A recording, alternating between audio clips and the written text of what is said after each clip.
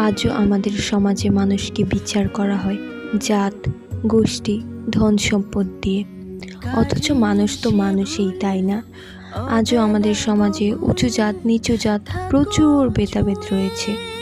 আজও আমাদের মনে প্রচুর অহংকার। আমরা মানুষ হয়েই আরেকজন মানুষকে ছোট করে দেখি।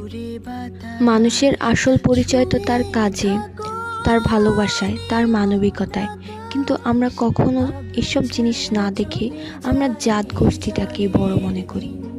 একজন মানুষকে আমরা কখনোই তার জাত গোষ্ঠী ধন সম্পদ দেখে বিচার করতে পারি না। ভেদাভেদ নয়, চাই সমতা। অহংকার নয়, চাই মানবতা। কারো প্রতি সম্মান দেখাতে বা ভালোবাসতে উঁচু নিচু ভেদাভেদ থাকে না। ভেদাভেদ থাকে তো আমাদের মস্তিষ্কে। কিসের এত অহংকার? একই মাটির তৈরি, আবার ওই মাটিতেই মিশে যাবে দেহ।